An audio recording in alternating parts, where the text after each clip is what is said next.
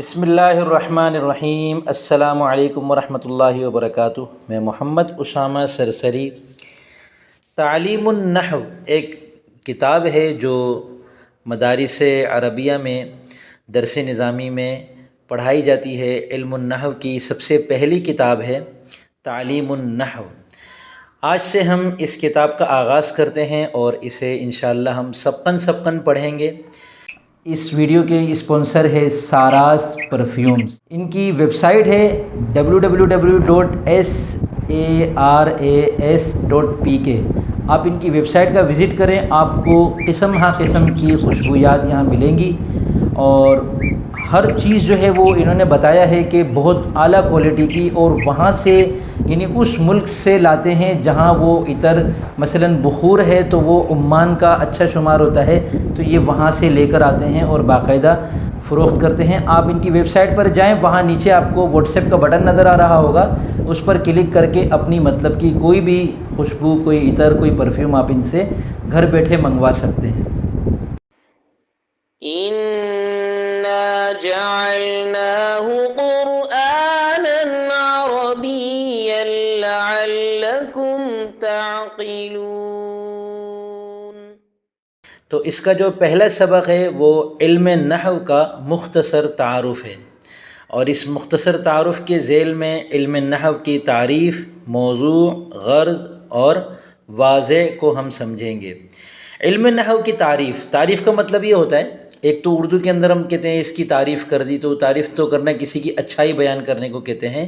لیکن یہاں کتابوں میں جب ہم کہتے ہیں فلاں علم کی تعریف، تو تعریف کا مقصد یہ ہوتا ہے کہ اس کے بارے میں کچھ ایسی باتیں بتائی جائیں کہ جو صرف اسی میں ہوں اور اس کے علاوہ کسی میں نہ ہوں، اور اس کی جتنی بھی جزیات ہیں وہ سب اس کے اندر آ جائیں، تو اس کو جامع اور مانع تعریف کہتے ہیں۔ علم نحو کی ایسی تعریف، یعنی علم نحو کے بارے میں کچھ ایسے ایک دو جملے بتائے جائیں کہ جس سے یہ واضح ہو جائے کہ یہ کیا ہے، اور کوئی اور جو علم ہے، علم صرف ہے، علم منطق ہے، وہ ذہن سے نکل جائے کہ بھئی ہاں وہ یہاں وہ مراد نہیں ہے۔ ظاہر سی بات ہے علم نحو اور علم صرف میں فرق ہے، تو اس فرق کو سمجھنے کے لیے ہمیں دونوں کی الگ الگ تعریف سمجھنی پڑے گی۔ تو علم نحو کی تعریف ہے، علم نحو وہ علم ہے جس میں اسم، فعل اور حرف کو جوڑنے کا طریقہ اور معرب و مبنی ہونے کے لحاظ سے تینوں کلموں کے آخر کی حالت معلوم ہو۔ اب آپ کے ذہن میں سوال پیدا ہو رہا ہوگا کہ ابھی تو ہم نے نحو پڑھی بھی نہیں ہے، تو ابھی اسم کیا ہے، فعل کیا ہے، حرف کیا ہے، ان کو جوڑنا کیا ہوتا ہے، معرب کیا ہوتا ہے، مبنی کیا ہوتا ہے، یہ تو ہمیں پتہ ہی نہیں ہے۔ تو جی ہاں، جیسے ہی آگے کے اسباق میں آپ پڑھیں گے، اسم یہ ہوتا ہے، فعل اس کو کہتے ہیں، حرف یہ ہے، اور معرب اور مبنی سے یہ مراد ہے، اور اسم، فعل اور حرف کو جوڑنے کا یہ طریقہ ہے، اور معرب اور مبنی ہونے کے لحاظ سے اسم، فعل اور حرف کی جو آخر کی حالتیں ہیں ان کے اندر یہ والا بدلاؤ اس طریقے سے آتا ہے، تو آپ کو علم النحو کی تعریف اچھی طرح تب جا کر واضح ہو جائے گی۔ لیکن چونکہ آج کا سبق خالی نہ جائے ہمارے روز کے سبق میں ہمیں یہ سوچ کر خوش ہونا چاہیے کہ انشاءاللہ آج ہم کچھ نیا سیکھیں گے۔ تو علم نحو کی تعریف جو یہاں لکھی ہے، میں آپ کو آسان لفظوں میں بتا دیتا ہوں کہ پورے کلام عرب میں، اب اس کے اندر دیکھیں پورا قرآن کریم آ جاتا ہے، ساری حدیثیں آ جاتی ہیں، تو پورے کلام عرب میں جتنے بھی الفاظ ہیں، مثلا قرآن کریم کو لے لیں تو اس کا سب سے پہلا لفظ ہے بسم اللہ، بسمی ایک لفظ ہے، بسمی میں بھی دو لفظ ہیں، بازربی الگ لفظ ہے اور اسم الگ لفظ ہے، ان دونوں کو ملا کر بسمی بن گیا، تو یہ پہلا لفظ ہے بسمی، یا سورہ فاتحہ کا پہلا لفظ ہے الحمد، اور بالکل قرآن کریم کے آخر میں سورۃ الناس ہے جس کا آخری لفظ ہے الناس۔ تو ان دونوں کے درمیان میں جتنے بھی الفاظ ہیں یہ سب کے سب آپ اپنے ذہن میں رکھیں، اور اس کے علاوہ بھی کلام عرب میں، حدیثوں میں، عربی زبان میں جتنے بھی الفاظ ہیں وہ کئی ہزار ہوں گے، بلکہ وہ کئی لاکھ ہوں گے، تو ان سب کو آپ ذہن میں رکھیں کہ علم نحو کیا کرتا ہے۔ علم نحو کے ذریعے سے جب ہم علم النحو پڑھ لیتے ہیں تو ہمیں کیا آ جاتا ہے کہ پورے عربی زبان میں جو یہ الفاظ ہیں ان کے آخر میں بسا اوقات تبدیلی ہوتی ہے اور بسا اوقات تبدیلی نہیں ہوتی۔ مثلا کتاب ایک لفظ ہے، اردو میں بھی کتاب کہتے ہیں،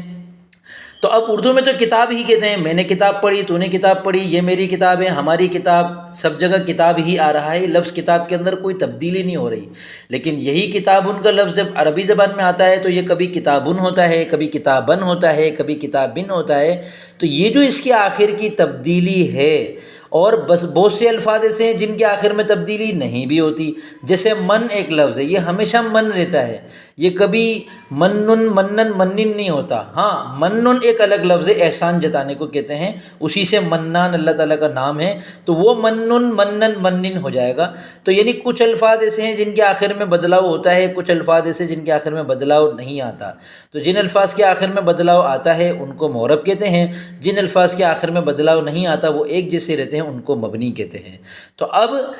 یہ جو الفاظ ہیں ان کو ہم جب ملاتے ہیں تو ان میں جو الفاظ بدلنے والے ہوتے ہیں ان کو بدل کر کیسے کرنا ہے، ان کو کتابن کرنا ہے، کتابن کرنا ہے، کتابن کرنا ہے، یہ ہم کو نحو سے پتہ چلتا ہے۔ اور کون سے الفاظ بدلنے والے ہیں، کون سے بدلنے والے نہیں ہیں، یہ بھی ہم کو نحو سے پتہ چلتا ہے۔ اور یہ جتنے بھی الفاظ ہیں ان کو جوڑ کر جملہ کیسے بنانا ہے یہ بھی ہم کو نحو میں پتہ چلتا ہے۔ وہ جوڑنے کی صورت میں ہی جو آخر میں تبدیلی ہوتی ہے اس کا اعتبار ہوتا ہے کہ اس کو زبر دینا ہے کہ زیر دینا ہے کہ پیش دینا ہے، واو لگانا ہے، الف لگانا ہے، یا لگانا ہے، یہ 6-7 قسم کی کل تبدیلیاں ہوتی ہیں۔ تو یہ جو کلام عرب کے اندر تبدیلیاں واقع ہو رہی ہوتی ہیں یہ ہم علم النحو کے ذریعے سے سیکھتے ہیں۔ تو علم النحو کی تعریف یہی ہوتی ہے، علم النحو وہ علم ہے جس میں اسم فعل اور حرف کو جوڑنے، یعنی اسم فعل اور حرف جو ہیں وہ لفظ کی 3 قسمیں ہیں، تمام الفاظ یا تو وہ اسم ہوں گے یا فعل ہوں گے یا حرف ہوں گے، تو سارے الفاظ آ گئے۔ تو اب ان الفاظ کو جوڑنے کا طریقہ کیا ہے یہ پتہ چلتا ہے،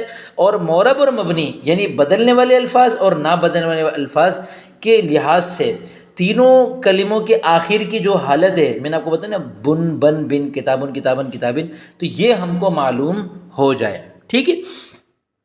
آگے علم النحو کی دوسری چیز ہے، علم النحو کے مختصر تعارف کے اندر اس کا موضوع کیا ہے۔ تو علم النحو کا موضوع ہے کلمہ اور کلام۔ اب آپ کہو گے موضوع کیا ہوتا ہے، کلمہ کیا چیز ہے، کلام کیا چیز ہے؟ تو دیکھیں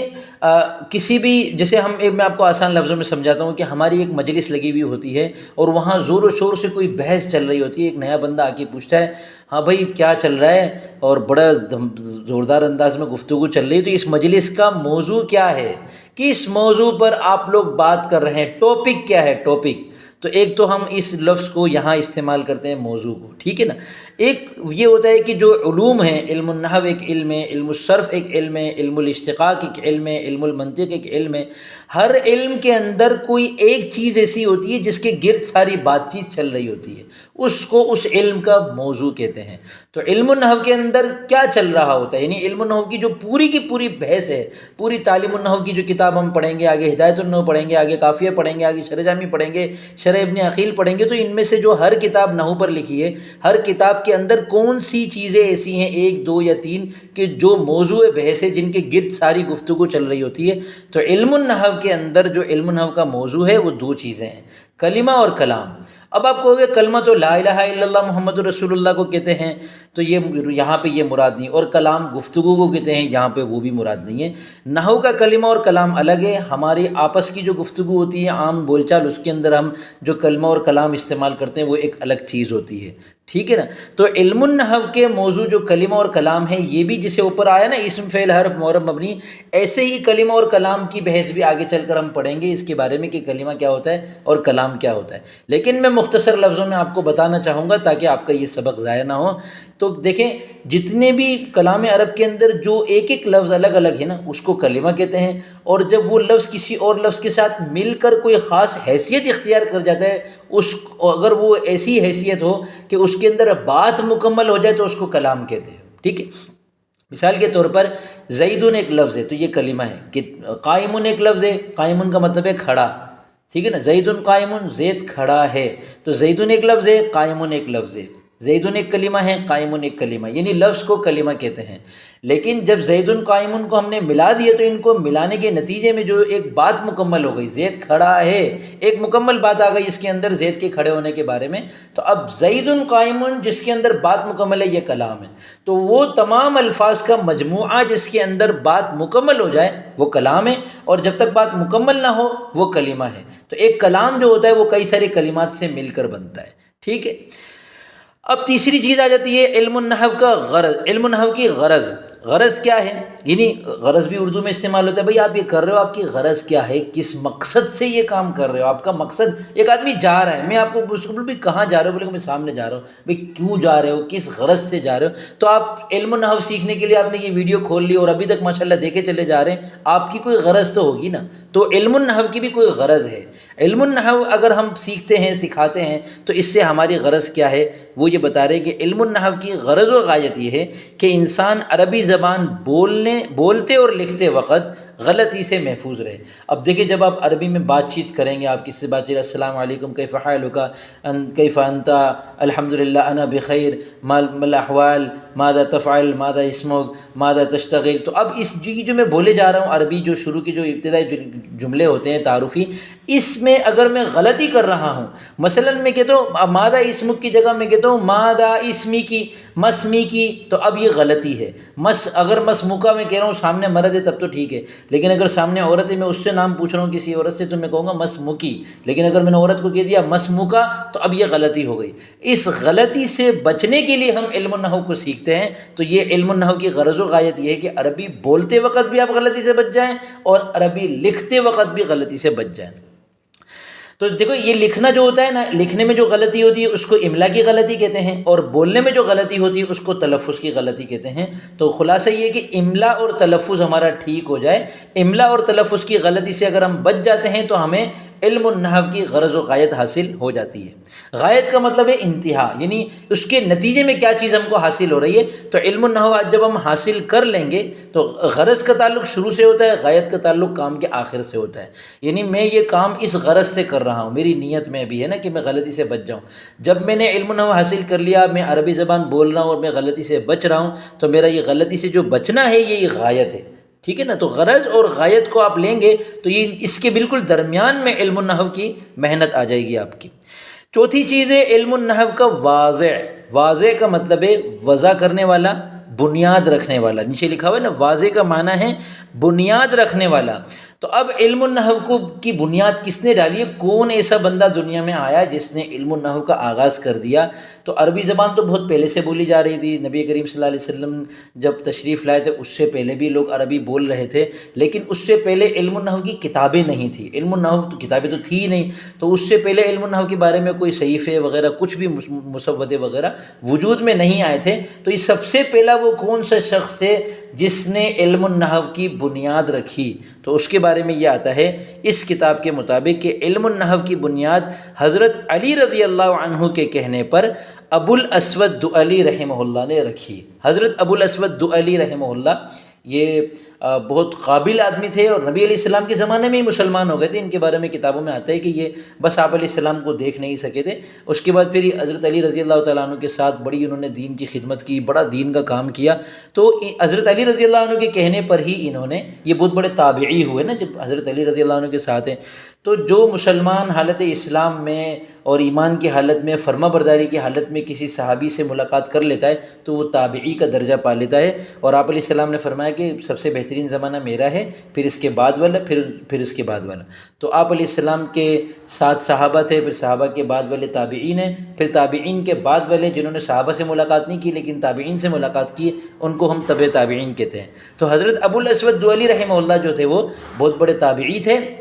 اور بڑا انہوں نے حضرت علی رضی اللہ عنہ کے ساتھ مل کر کئی جنگیں لڑی، بڑا دین کا کام کیا، اور ان کو ایک جگہ کا قاضی بھی بنایا گیا تھا۔ تو ان حضرت علی رضی اللہ عنہ کے کہنے پر ہی انہوں نے علم النحو کی بنیاد رکھی، اور آج جتنا بھی علم النحو کا کام ہو رہا ہے یہ سارا جو ہے انہی کا لگایا ہوا پودا تھا، جو آج کئی درختوں بلکہ کئی باغات کی شکل اختیار کر چکا ہے، اور عربی زبان میں، فارسی زبان میں، اردو زبان میں، انگریزی زبان میں، اور دنیا کی تقریباً ساری زبانوں میں عربی علم النحو اور علم الصرف یعنی عربی گرامر کی کتابیں لکھی جا چکی ہیں، لکھی جا رہی ہیں۔ اور آج دیکھیں میں آپ کے سامنے اردو زبان میں علم النحو کی ویڈیو بنا رہا ہوں، ہم لیکچر کی صورت میں سبق کو پڑھ رہے ہیں، یہ سارا کا سارا جو ہے انہی کا لگایا ہوا پودا ہے۔ تو الحمدللہ آج کا سبق ہمارا مکمل ہوا۔ اس سبق کا خلاصہ چند سطروں میں نیچے کمنٹس میں لکھ کر مجھے دکھائیں تاکہ میں یہ سمجھ سکوں کہ آپ کا یہ پہلا سبق مکمل ہو گیا۔ اگر آپ